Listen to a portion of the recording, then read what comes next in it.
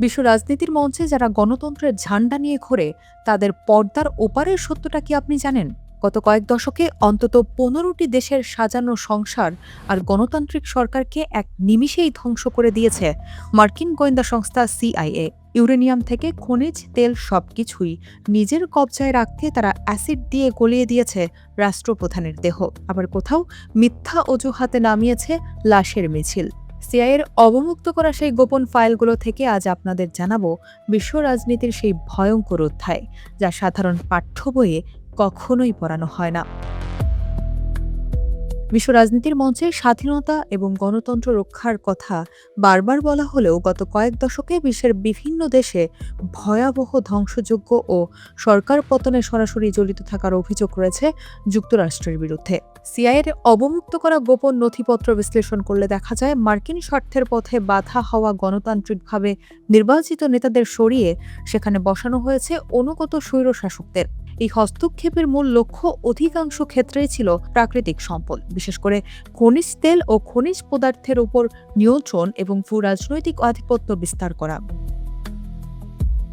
ইতিহাসের সেই অন্ধকার অধ্যায়গুলোর দিকে তাকালে শুরুতেই আসে কঙ্গোর কথা। ১৯৬১ সালে প্রধানমন্ত্রী প্যাট্রিস লুমুম্বা যখন দেশটির মূল্যবান ইউরেনিয়াম জাতীয়করণ করতে চাইলেন, তখন তৎকালীন মার্কিন প্রেসিডেন্টের নির্দেশে তাকে সিআইএর সহায়তায় হত্যা করা হয়। নৃশংসতার চরম সীমায় গিয়ে তার মরদেহ অ্যাসিড দিয়ে গলিয়ে ফেলা হয়েছিল এবং ক্ষমতায় বসানো হয়েছিল এক নায়ক জোসেফ মোবুতুকে। একইভাবে ১৯৫৩ সালে ইরানেও ঘটেছিল এমন ঘটনা। প্রধানমন্ত্রী মোহাম্মদ মোসাদ্দেক তেল সম্পদ জাতীয়করণ করায় সিআইএ অপারেশন অ্যাজাক্সের মাধ্যমে তাকে ক্ষমতাচ্যুত করে এবং সেখানে মার্কিন মদতপুষ্ট নিষ্ঠুর শাসক শাহকে আসীন করা হয়।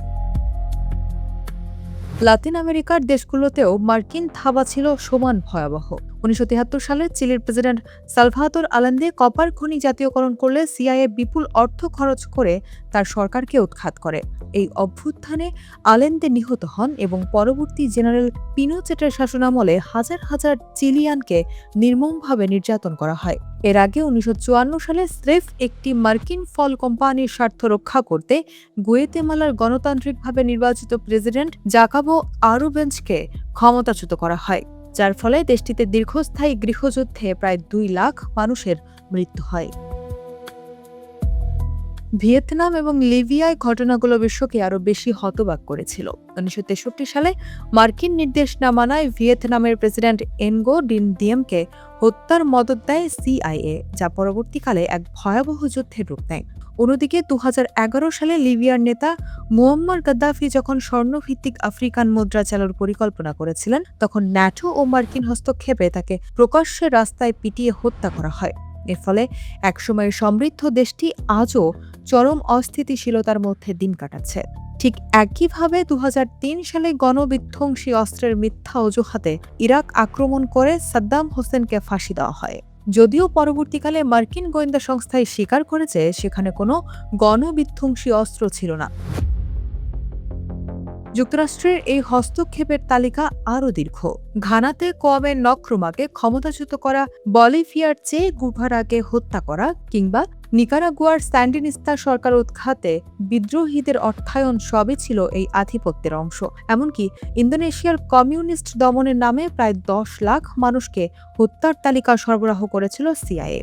অন্যদিকে আফগানিস্তানে সোভিয়েত বাহিনীকে ঠেকাতে যে মুজাহিদিনদের তারা অস্ত্র দিয়েছিল, তারাই পরবর্তীকালে বিশ্ববাসীর জন্য তালেবান হয়ে আবির্ভূত হয়। বিশ্লেষকদের মতে গণতন্ত্র রক্ষার দোহাই দিয়ে অন্যের সার্বভৌমত্বকে এভাবে আঘাত হানা যখন অভ্যাসে পরিণত হয়, তখন তা প্রতিরক্ষা নয় বরং আগ্রাসন হিসেবেই ইতিহাসে লেখা থাকে।